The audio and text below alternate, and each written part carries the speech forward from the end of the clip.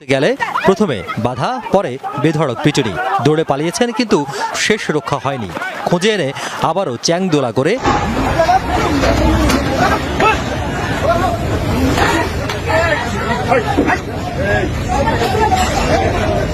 ইতিহাস পুলিশকে কখনোই জনগণের বন্ধু হিসেবে গড়ে তোলা হয় নাই। আমাদের জন্মের পর থেকে আমাদেরকে সৃষ্টি করা হয়েছিল খাজনা। আলোচিত সমালোচিত পুলিশ কর্মকর্তা হারুনুর রশিদ ও বিপ্লব কুমার সরকারের বিরুদ্ধে হত্যা চেষ্টা মামলা করেছেন জামাত শিবিরের লোকজন, জামাত শিবির এবং ভাড়াটিয়া গুন্ডা ছাড়া, জামাত শিবির বিএনপির লোকজন ছাড়া কোনো লোকজন এখানে নাই, কোনো কোটা আন্দোলনকারী নাই। কোটা আন্দোলনকারী জামাত শিবির বিএনপি আমরা হলে ঢুকে দেবো, ওরা কিন্তু বাইরের স্টুডেন্ট না। আশরাফ ওনাদেরকে বলেন যে মিডিয়াটা একটু সরলে আমরা, ওরা মিডিয়ার খাবার স্টাইল গেলে আমরা যারা বাইরের লোকজন তারা চলে যাবে। আসসালামু আলাইকুম বন্ধুরা, সবাই কেমন আছেন? আশা করি অনেক অনেক ভালো আছেন। সুপ্রিয় দর্শক শ্রোতা, শুরু থেকে কয়েকটি ভিডিও ক্লিপের অংশ দেখেছেন, সবগুলো ভিডিও আপনাদের আজকে দেখাবো। দর্শক, আজকের এই ভিডিওটি দেখার জন্য যারা প্লে করেছেন সবাইকে অনুরোধ করব ধৈর্য সহকারে আজকের এই পুরো ভিডিওটি কন্টিনিউ করবেন, কারণ বিশেষ কিছু তথ্য রয়েছে আজকের এই ভিডিওতে। দর্শক, আপনি যদি বাংলাদেশের সুনাগরিক হয়ে থাকেন, আজকের এই ভিডিওগুলো দেখার জন্য খুবই জরুরি এবং প্রয়োজনীয়। আপনার মূল্যবান মতামত অবশ্যই কমেন্ট বক্সে কমেন্ট করে জানাবেন। আর আপনি যদি আমার চ্যানেলে নতুন বন্ধু হয়ে থাকেন, ভালো লাগলে চ্যানেলটিকে সাবস্ক্রাইব করে রাখবেন। তো বেশি দেরি করব না, চলে যাব গুরুত্বপূর্ণ সেই ভিডিওতে। তবে কিছু কথা আপনাদের সাথে শেয়ার করব, যে কথাগুলো না বললেই নয়। প্রিয় দর্শক, শুরু থেকে বিপ্লব কুমার রায়, পুলিশ কমিশনার বিপ্লব কুমার রায়ের কয়েকটি ভিডিও ক্লিপের অংশ দেখেছেন। পুরো ভিডিওটি আপনারা দেখলে বুঝতে পারবেন যে বিপ্লব কুমার রায় বিগত দিনে কি করেছে সাধারণ জনগণের সাথে এবং রাজনীতি পলিটিক্সিয়ানদের সাথে কি করেছে দলীয় হয়ে।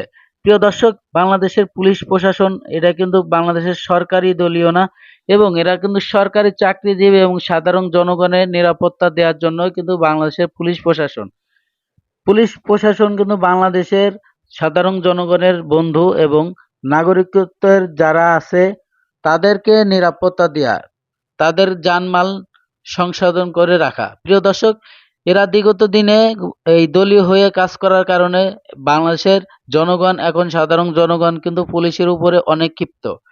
এবং কি কারণে? সেই নতুন যে প্রজন্ম, আমাদের নতুন সরকারের আমলে যে পুলিশ তৈরি হচ্ছে, তারা কিন্তু বাংলাদেশের বন্ধু হবে, এভাবে তাদেরকে গড়ে তুলতেছে।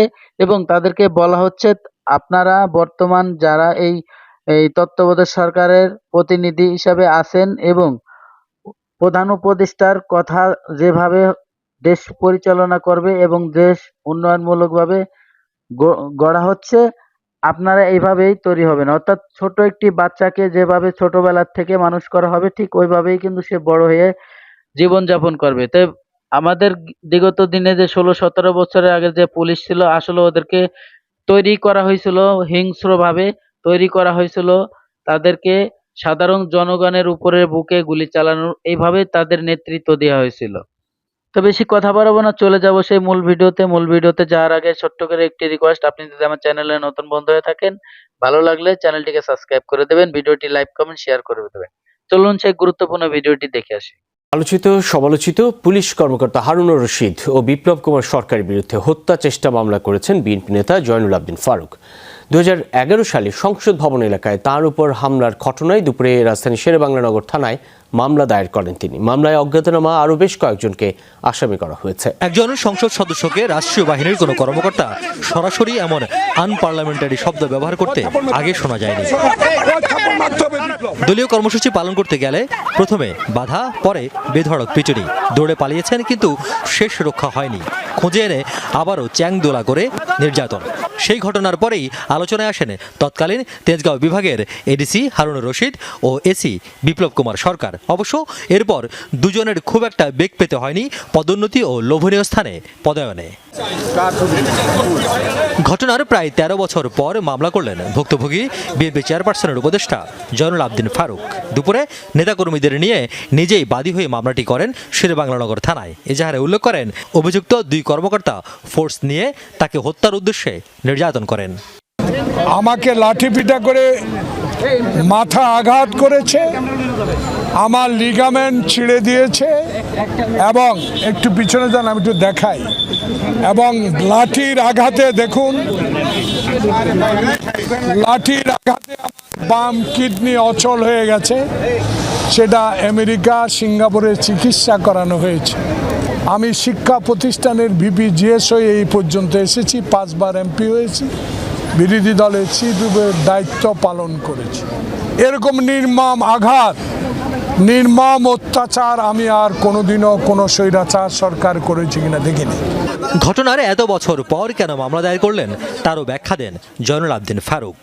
আমার বন্ধু আশরাফুদ্দিন নিজান নির্দেশপ্রাপ্ত হয়ে একটি মামলা দায়ের করতেই আসছিলেন এই শেরেবাংলা নগরে।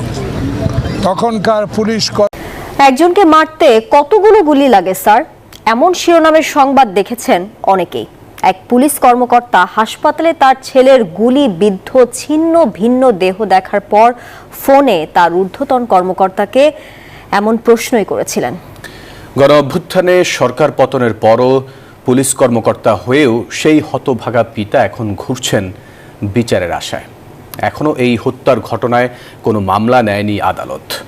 বিস্তারিত জানাচ্ছেন মাসুদ আলা বলি। সময়টা 20 জুন। সম্মানিত ভিউয়ার্স, এতক্ষণে আপনারা যে ভিডিওগুলো দেখলেন আশা করি হয়তো আপনাদের ভালো লেগেছে। আর যদি ভালো লেগে থাকে অবশ্যই আপনার মূল্যবান মতামত কমেন্ট বক্সে কমেন্ট করে দিয়ে জানাবেন। দর্শক, কে কোথা থেকে দেখতেছেন অবশ্যই আপনার লোকেশনটা কমেন্টে দিয়ে দিবেন, তাহলে আপনাদের সাথে যোগাযোগ করতে সুবিধা হবে। সুপ্রিয় দর্শক শ্রোতা, এখন আপনাদের সাথে আরো কয়েকটি ভিডিও ক্লিপ শেয়ার করব। সেটা হচ্ছে আমাদের বাংলাদেশের অন্তর্বর্তী সরকার ডক্টর মোহাম্মদ ইউনূসকে নিয়ে কটূক্তি করেছে, এমন কিছু বাজে মন্তব্য করেছে সংসদে দাঁড়িয়ে। চলুন আমরা সেই গুরুত্বপূর্ণ ভিডিওটি দেখবো এবং আরো কয়েকটি ভিডিও ক্লিপ শেয়ার করব। তারই মধ্যে হচ্ছে সাবেক বিচারপতি নতুন যে তথ্য দিল বিজিবির হাতে ধরা পড়ে, তা চলুন আমরা সেই গুরুত্বপূর্ণ ভিডিওগুলো দেখি। দর্শক, আপনি যদি আমার চ্যানেলে নতুন বন্ধু হয়ে থাকলেন, ভালো লাগলে চ্যানেলটিকে সাবস্ক্রাইব করে রাখবেন আর ভিডিওগুলো লাইক কমেন্ট শেয়ার করে দেবেন, বন্ধুদের মাঝে শেয়ার করে দেবেন। প্রিয় দর্শক শ্রোতা, এই ধরনের ভিডিও দেখতে চাইলে অবশ্যই আপনি আপনার মূল্যবান মতামতে জানাবেন যে আপনারা কি ধরনের ভিডিও দেখতে চান। সুপ্রিয় দর্শক শ্রোতা, আজকে কয়েকটি ভিডিও ক্লিপ নিয়ে আপনাদের মাঝে হাজির হয়েছি। সবগুলো ভিডিও আপনারা দেখলে বুঝতে পারবেন যে বর্তমান বাংলাদেশে কি হচ্ছে এবং আমাদের ডক্টর মোহাম্মদ ইউনূসকে নিয়ে উনি কি মন্তব্য করলো সংসদে দাঁড়িয়ে আমাদের সাবেক আইটি মন্ত্রী কামাল সাহেব। তো চলুন বেশি কথা না বাড়ায় সেই গুরুত্বপূর্ণ ভিডিওগুলো দেখি। ভিডিওগুলো দেখার পরে গুরুত্বপূর্ণ আলোচনা আছে ভিডিও শেষে, অবশ্যই সাথে থাকবেন। ডক্টর ইউনূস উনি পশুর ডাক্তার না মাছের ডাক্তার না গরুর ডাক্তার না বাংলাদেশে মানুষের সর্বনাশের? দেশের এত বড় ক্ষতি জিয়াউর রহমান ছাড়া আর কেউ করেনি। ঠিক এই জিয়াউর রহমানের তার এখান থেকে স্থাপনা অবশ্যই অতি শীঘ্র সরাতে হবে। এই পবিত্র সংসদের জায়গায় বাংলাদেশের শ্রেষ্ঠতম খুনি জিয়ার নামে, জিয়ার পরিচয় বহনকারী কোনো স্থাপনা থাকতে পারে না।